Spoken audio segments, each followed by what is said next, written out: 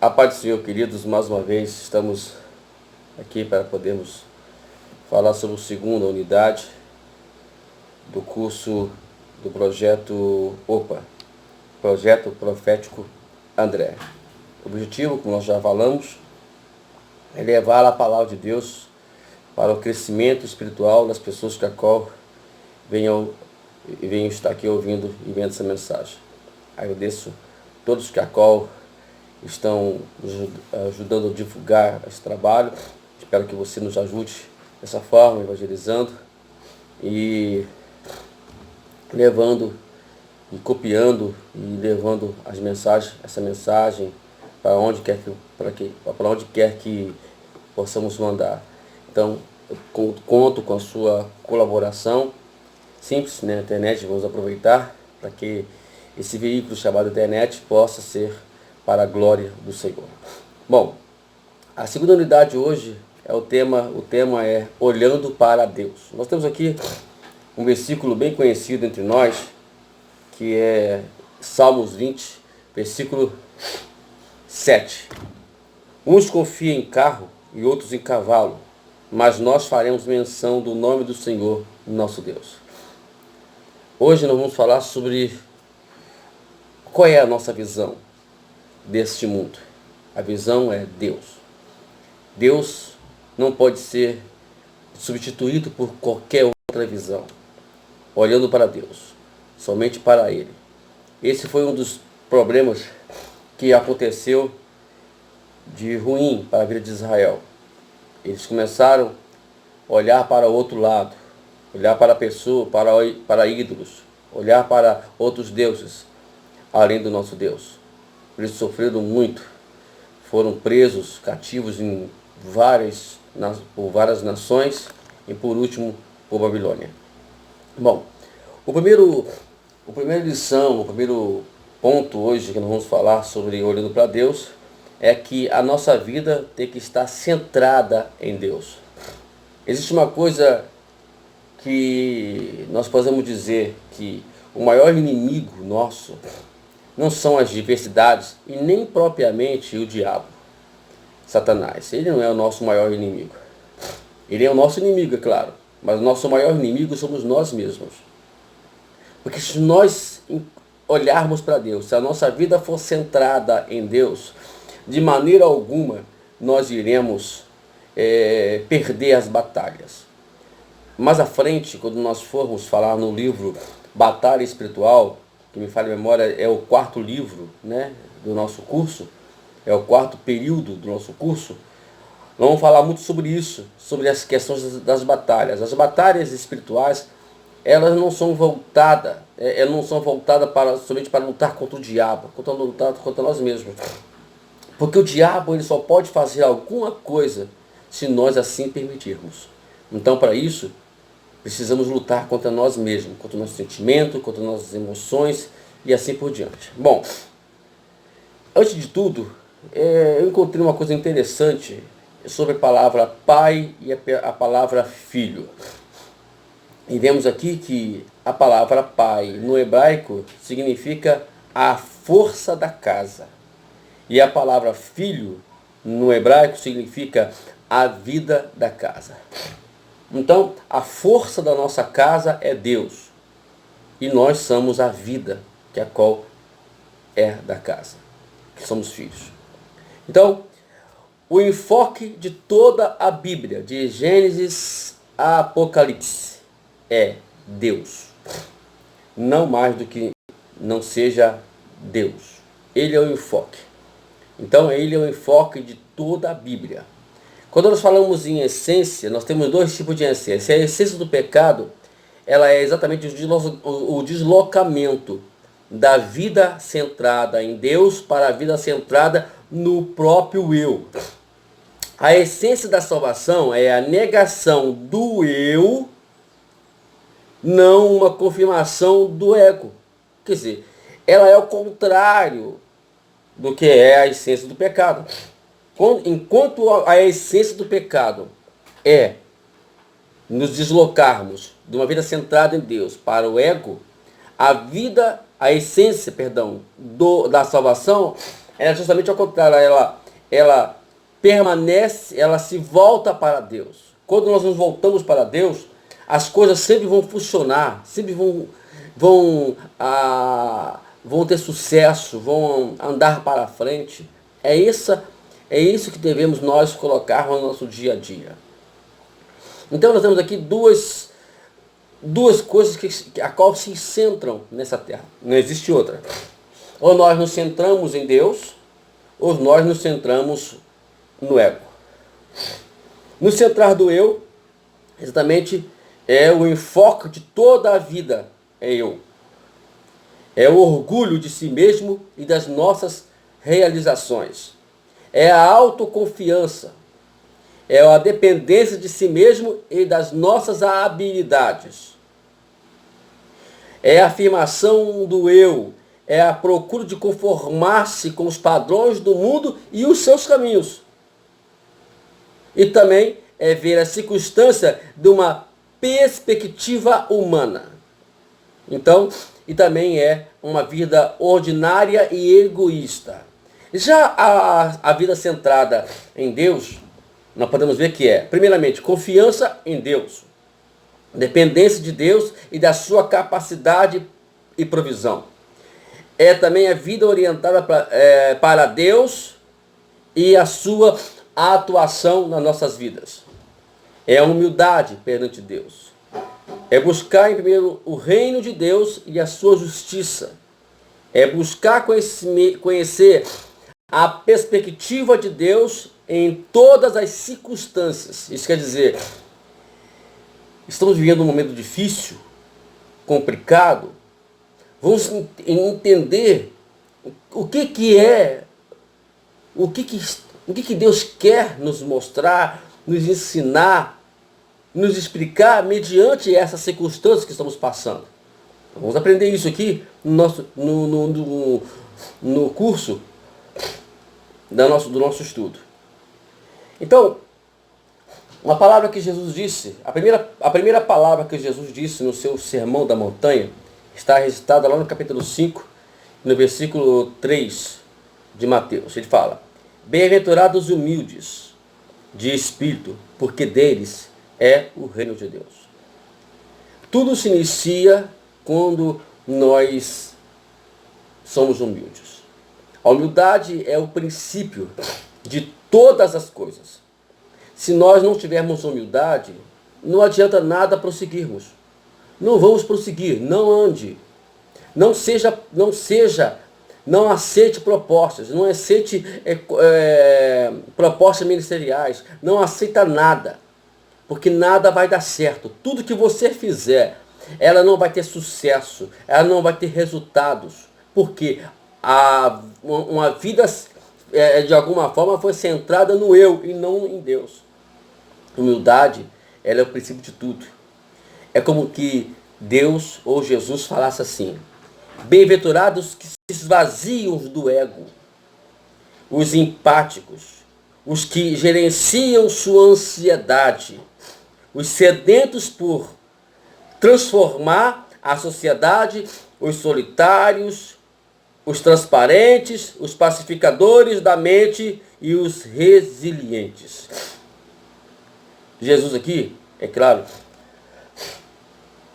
como muitos imaginam e pregam às vezes, ele não está fazendo apologia à pobreza.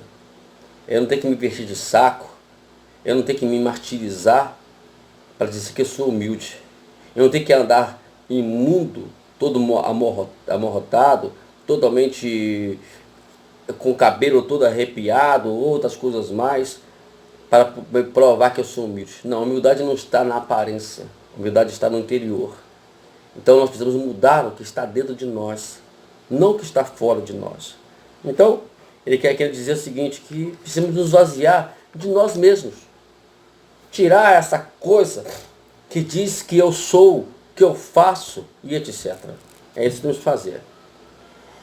Quem praticar esse princípio com disciplina, deixará de ser humano, insípido, frágil ou passar por desapercebido.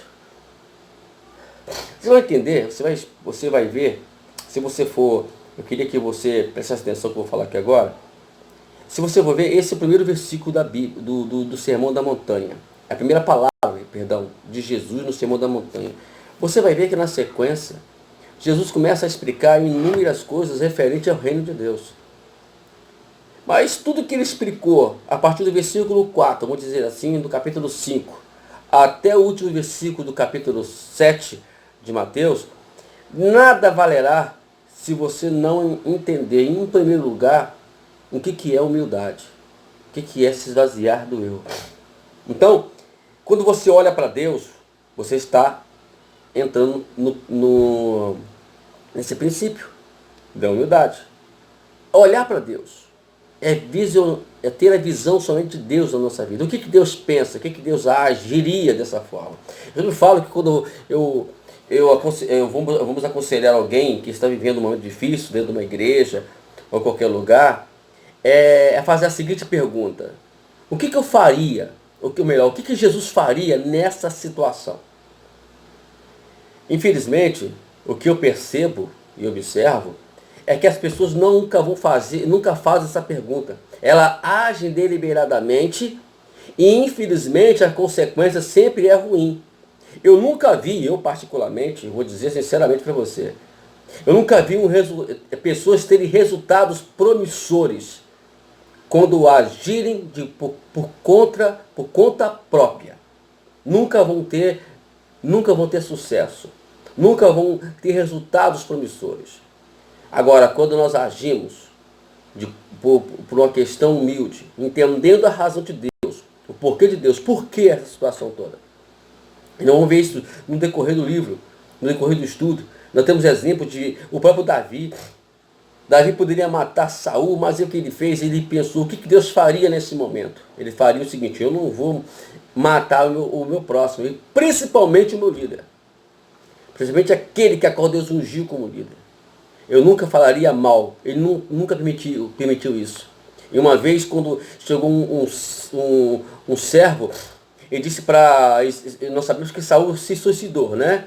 E ele chegou para Davi, isso lá no segundo livro de Samuel, bem no início dos capítulos ali, e ele chegou para Davi, e disse para Davi que ele tinha matado Saul, como que Davi ficasse, opa, ele matou o meu inimigo. Mas Davi, ele se indignou com aquele homem, e mandou que seus servos matassem ele, porque ele matou o ungido do Senhor. O que você faz quando alguém fala mal de uma liderança? Vemos em um país, ou em países, em nações, que não cresce porque vivem falando mal dos seus governantes.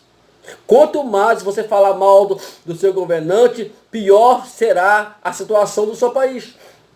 Se você falar mal das polícias militares, o mal imperará no seu arredor.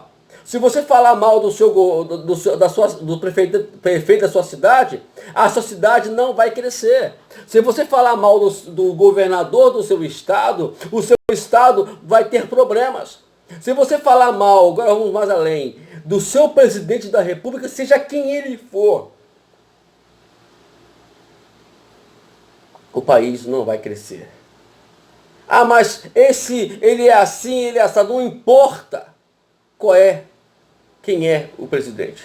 O que importa é que ele está lá e precisa das nossas orações, precisamos da nossa subordinação a ele. Então é assim que precisamos fazer. É assim que tem que ser. Então, vamos analisar o seguinte: os propósitos de Deus, elas não são os nossos planos. O profeta Isaías, ele deixa bem claro, ó, os planos de Deus, os caminhos de Deus não são os nossos caminhos. Os propósitos de Deus não são os nossos propósitos.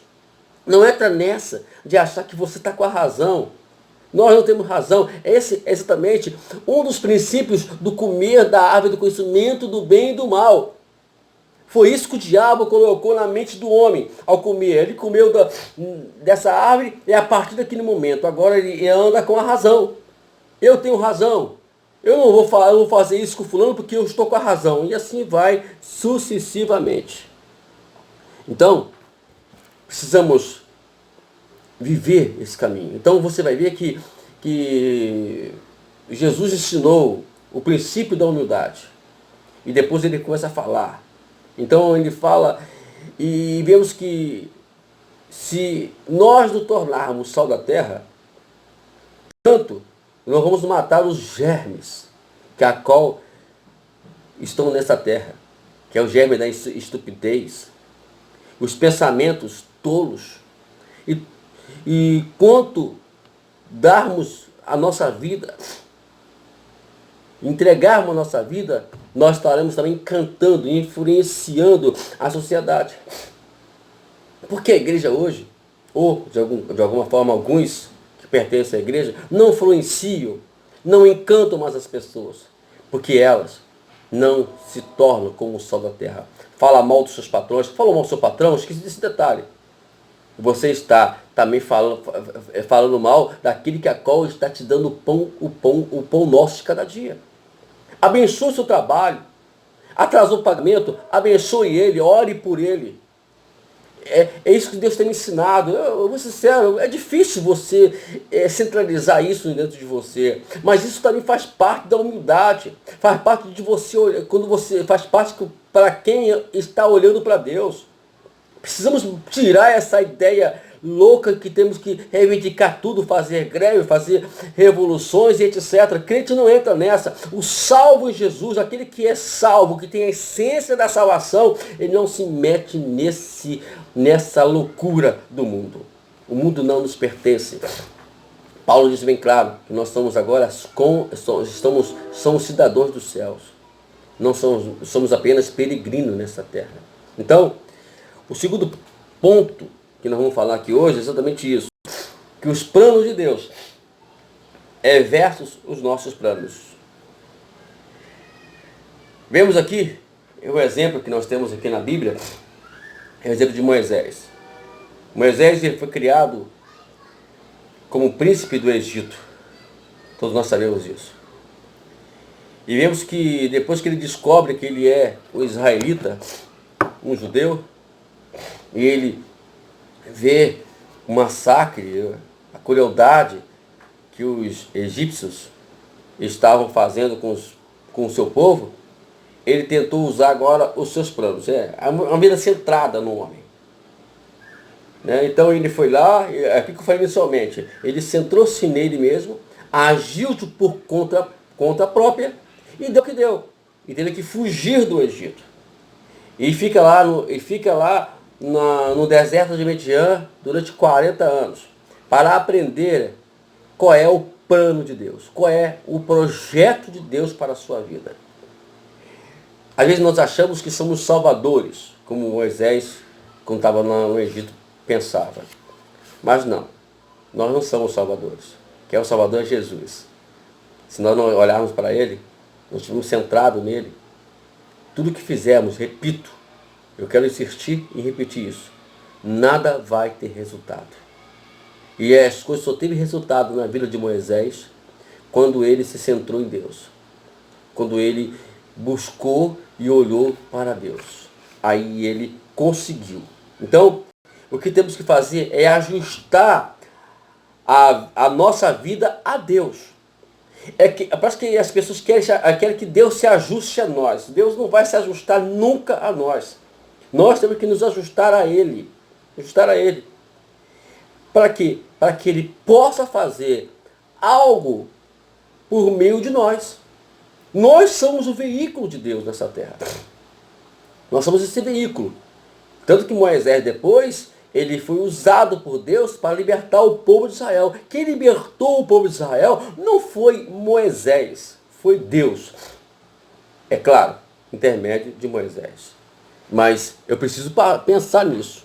Eu preciso raciocinar sobre isso. A gente não ficar também achando e nos focando no homem chamado Moisés. E não é isso. Na verdade, a Bíblia diz que Deus, intermédio de Moisés, libertou Israel do Egito. É o que Deus deseja, não o que nós desejamos. No início, nós falamos sobre a vontade de Deus. Lembra do primeiro vídeo? E é justamente isso que precisamos também nos focar. É uma sequência. Primeiro nós procuramos saber qual é a vontade de Deus dessa situação que estamos vivendo. E agora vamos buscar, né, olhando para Ele. Porque se nós nos focarmos em Deus, não saberemos como fazermos. O problema é que nós queremos nos focar em nós mesmos, né?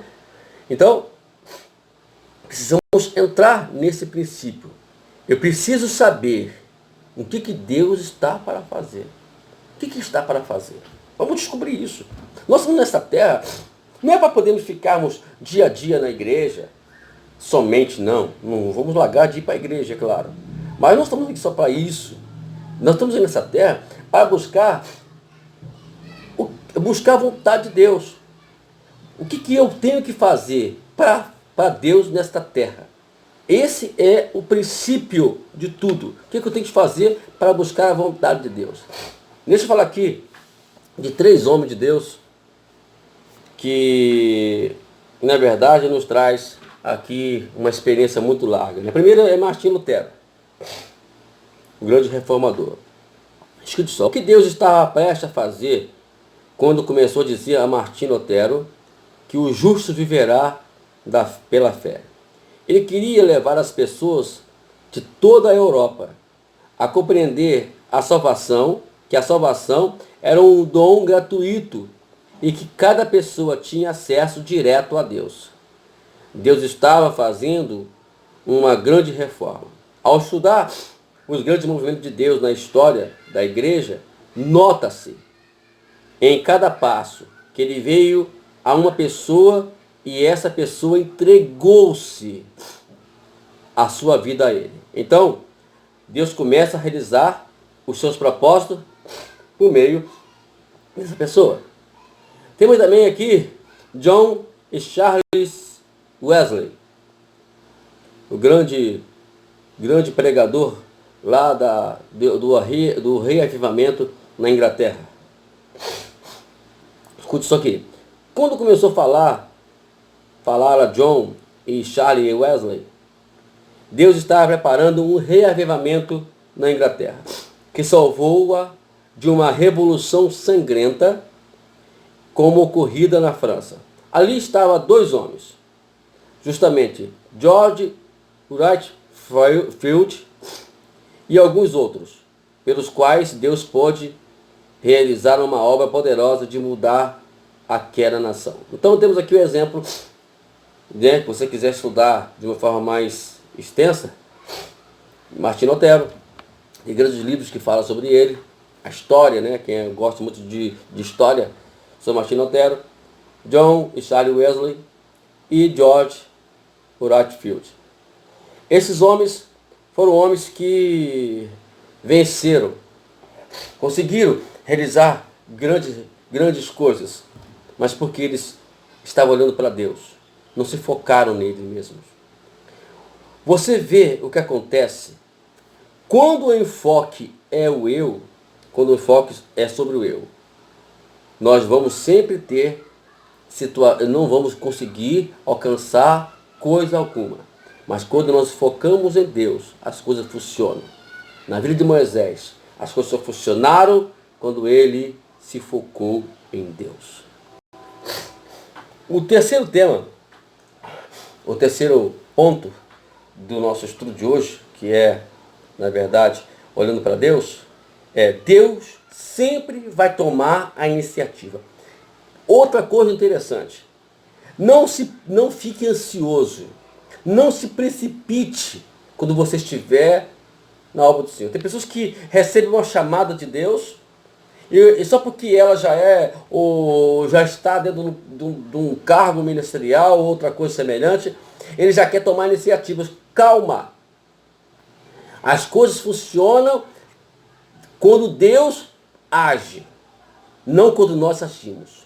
Fique tranquilo, de qualquer forma, Deus vai tomar iniciativa. Eu agora estou fazendo esse vídeo e eu estou falando isso com propriedade, vivendo isso. Eu procuro o máximo agora. Outrora, quantas vezes eu tomava a iniciativa, queria tomar a iniciativa e nada funciona. Mas quando eu percebi, e a gente aprende isso, né? Vai aprendendo isso. E que Deus tem que tomar a iniciativa, a gente fica mais calmo. Ah, esse não é momento. Esse não é momento. Podemos falar aqui sobre o capítulo 16 de Atos dos Apóstolos, quando Paulo tentou por 2 vezes sair para uma obra missionária, mas foi impedido pelo Espírito Santo. E o que ele fez foi dormir. E quando ele dormiu, ele teve uma revelação que alguém do outro lado da Macedônia gritava por socorro. Então, o que está faltando para nós hoje é nós descansarmos em Deus. Porque se nós descansarmos em Deus, Deus vai nos levar e vai tomar a iniciativa de nós fazermos a obra dele. Então, antes de tudo, precisamos entender o que é soberania de Deus. Parece que alguns ainda não entenderam isso. Deus é soberano. Ele é único. Ele é o dominador dos séculos. Ele que comanda as nossas vidas. Por isso, precisamos deixar que Ele tome a iniciativa. Fique tranquilo. É Ele que vai trazer as pessoas até nós. É Ele que vai nos conduzir até as pessoas. Fique tranquilo. O que precisamos fazer é aquilo que nós já estamos falando desde o início. É nos focarmos em Deus. É nos olharmos para Deus. Se você estiver olhando para Deus, estiver focando em Deus, com certeza, você entenderá o que tem que ser fazer. Porque Ele vai fazer isso, Ele vai tomar iniciativa nas nossas vidas. Entendeu? Então, vamos sempre esperar a revelação dEle para nós. Não vamos tomar nenhuma iniciativa, por favor. O quarto tópico é Deus fala ao seu povo. Precisamos aprender a ouvir a voz de Deus. Nós temos aqui, em algumas unidades, engraçado, eu até mesmo questionava Deus sobre esse livro, e que justamente são 2 unidades que falam sobre Deus fala ao seu povo. Eu perguntava e questionava a Deus com isso. Por quê? Curioso, 2 unidades. E eu pude entender que é porque Deus, o que Ele mais quer, o que Ele mais deseja, é que nós aprendemos a ouvir Ele. Esse é um exercício. Ouvir é um exercício. Se você não exercitar, nunca você entenderá Deus. Você não para. Você não para. Eu quero aproveitar aqui, contar uma historinha que eu escutei muitos anos atrás. Lembra? Quando eu comecei no Evangelho, há 30 e poucos anos atrás, contava uma historinha que o evangelista pregava a todas as igrejas, mandava para lá, mandava para cá, e não parava. Até que um dia, ele foi para um lugar pregar, e no meio do caminho, fura 2 dos seus pneus do seu carro. Ele questiona a Deus: meu Deus, tu sabes o meu compromisso, tu sabes que eu tenho compromisso com a tua obra, eles estão me aguardando para pregar, e o Senhor me permite, o Senhor me deixa eu nessa situação, eu tenho só um step, o Senhor me fura 2 pneus, e ele questiona a Deus, até que o tempo vai passando, aí ele olha para o relógio, já perdi o culto mesmo? Então eu faço o seguinte, vou orar a Deus. Senhor Deus, aí começou a orar, a adorar o Senhor, aí começou a chorar, começou a se emocionar com a presença de Deus na sua vida. E aí, do nada aparece uma pessoa que traz justamente 2 pneus. E ele mesmo vai lá, essa pessoa, põe um macaco, coloca os pneus no carro, e aí ele vai embora, e depois o evangelista, ele fala: mas não entendi, Senhor. Mas a voz, agora ele consegue ouvir a voz de Deus. E Deus fala com ele: meu filho, para que você pudesse me ouvir e me sentir e ter uma experiência muito pessoal comigo, eu tive que furar 2 pneus do seu carro. ele glorificou a Deus e disse que agora aprender essa lição. No Antigo Testamento, Deus falava de várias maneiras com o seu povo. Por anjos, por visões. Agora Deus só tem uma única forma de falar conosco. Não vamos entrar em outra forma. Paulo disse, se você ouvir outro evangelho, que não seja esse evangelho, é anátema. Sai fora. No vídeo passado eu falei sobre isso e repito de novo. Deus só tem uma forma de falar conosco. Hebreus, capítulo 1, versículo 2, 1 e 2, fala assim: havendo Deus falado antigamente por várias maneiras e de muitas formas pelos profetas, nesses últimos dias, a nós nos falou pelo seu Filho. João capítulo 14, versículo 26, Jesus disse: mas o ajudador, o Espírito Santo, a quem o Pai enviará em meu nome, ele vos ensinará todas as coisas e vos fará lembrar de tudo quanto eu vos tenho dito. Então, hoje, só Deus fala de uma alguma forma por Jesus. Jesus é a única forma. E nós temos a pessoa do Espírito Santo, que testifica de Jesus a nós e fala e nos ensina a orar. Paulo disse que nós não sabemos orar como convém, mas o Espírito Santo intercede por nós com gemidos inexprimíveis. Precisamos aprender essas lições. E outra coisa também que devemos aprender, que é o último ponto, que é Deus tem um propósito ao falar. Também Deus não vai falar por falar, por falar. Deus, quando fala conosco, ele fala porque tem um propósito. Deus não é Deus que joga conversa fora. Deus, ele fala com propósito. Se Deus está falando com você nesta noite, nesse dia ou nessa tarde, é porque Deus tem um propósito na sua vida e quer que você realize isso. Então, por isso, precisamos entender, ouvir Deus, parar para ouvir Deus.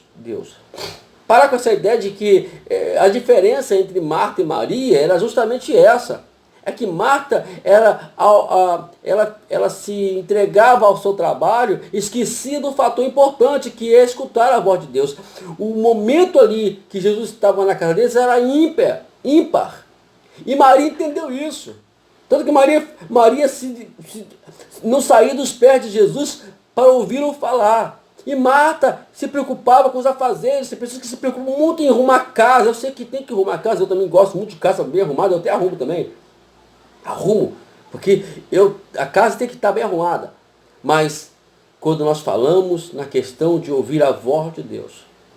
Por exemplo, vou dar um exemplo agora. Eu acabei de lavar a louça aqui para poder gravar esse vídeo agora para vocês. Eu gosto de limpeza. Mas a prioridade é ouvir a voz do nosso Deus. Quantas vezes você para ler a palavra? Quantas vezes você para poder ouvir o que Deus quer falar contigo nesta palavra? Não é ler a Bíblia de uma forma desaforada. Não é de uma forma com pressa, afoitados. Não! É ler a Bíblia com calma. É como você começa a alimentar-se e sentir o sabor do alimento. Então é isso que temos que ler a Bíblia. Então, para você entender a vontade de Deus, é preciso que você em si entenda isso. Bom, para nós concluirmos o nosso estudo aqui, nós temos algumas coisas que precisamos ler para vocês nessa noite, nesse dia. Entenda só. No cérebro humano, há mais lixo e aterros sanitários do que nas cidades mais poluídas do mundo. Para quem treina esvaziar a própria mente todos os dias, o prêmio é o Altíssimo. Do Altíssimo é o reino de Deus. É difícil não concluir que o tempo da escravidão não terminou, apenas mudou de endereço. Então, esses 3 pontos aqui é justamente que eu preciso que você entenda. Primeiro, que no nosso cérebro existe muito lixos e aterros sanitários. Precisamos limpar eles. E a Bíblia fala que não nos vos conformeis com este mundo, mas antes transformai-vos no nosso entendimento, para que saibamos qual é a perfeita vontade de Deus. Então, é mudar a sua forma de pensar. Podemos falar isso bem abertamente, mas vamos deixar isso para uma próxima oportunidade. E treinar. Você tem que treinar, a esvaziar a si próprio. Como isso? Lendo a palavra, praticando o que você está lendo. Se você vai na academia, você tem alguns pontos que você precisa aprender lá e fazer. Mas se você não fizer, meu querido, você não vai adiantar nada. Tem que obedecer restritamente. Você tem que fazer esteira durante 20 minutos, faça durante 20 minutos. Não faça nem menos nem mais, e assim por diante. É para você entender.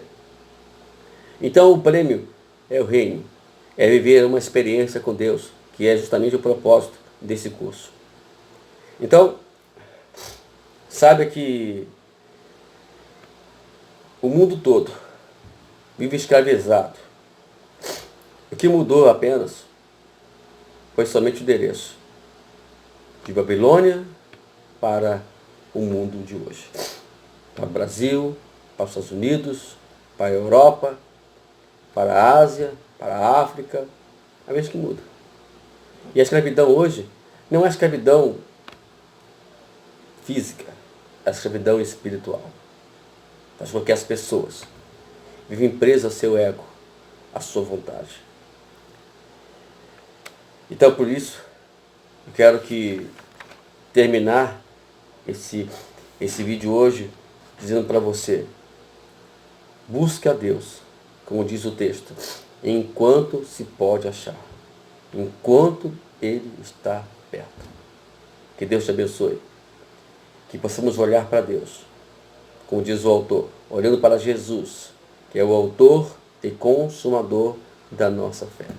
Que Deus te abençoe grandiosamente, que tenha um dia abençoado e que possa você desfrutar ao máximo dessas palavras e estudos.